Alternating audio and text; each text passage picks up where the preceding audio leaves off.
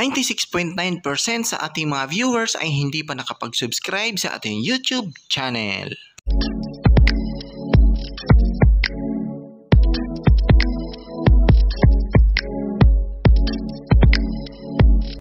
Disclaimer: this channel does not promote or encourage any illegal activities.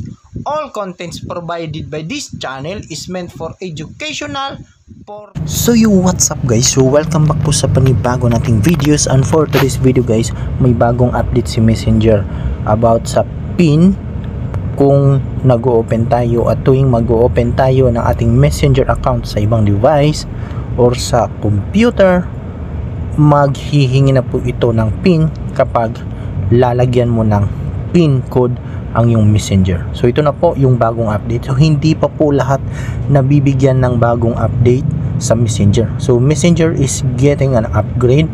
So meron po siyang makapag-edit ng message. Ayan, so may nakalagay at magdi-disappear po siya after 24 hours. An extra security. And then meron din po siyang PIN code. So ito po yung set up a way to access your chat history. With the upgrade, access to chat history is changing. You can keep, so pwede po sa Google Drive. Ayan, so continue with Google, or pwede din po kayong mag-create ng 6-digit PIN or store on device only. So pipiliin ko po yung create 6-digit PIN. So mas madali po sa PIN kaysa Google or sa kan. So ito po yun guys. So maglalagay lang po kayo ng 6 na PIN. So make sure na hindi nyo po malilimutan ng yung PIN code ng yung Messenger, kasi hindi nyo po ma-open yung Messenger nyo sa ibang device kapag nakalimutan nyo po yung PIN code nyo.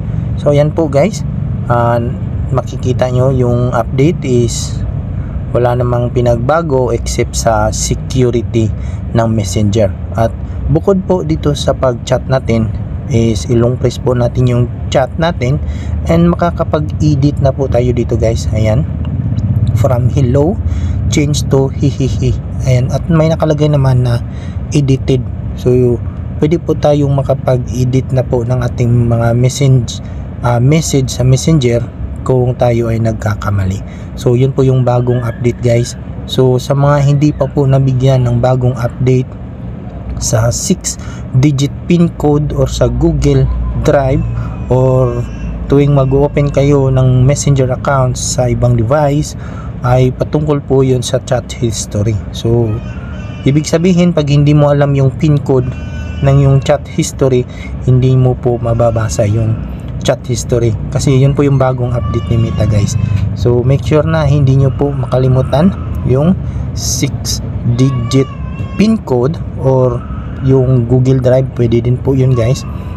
So i-update nyo lang po yung Messenger nyo into latest version sa Play Store.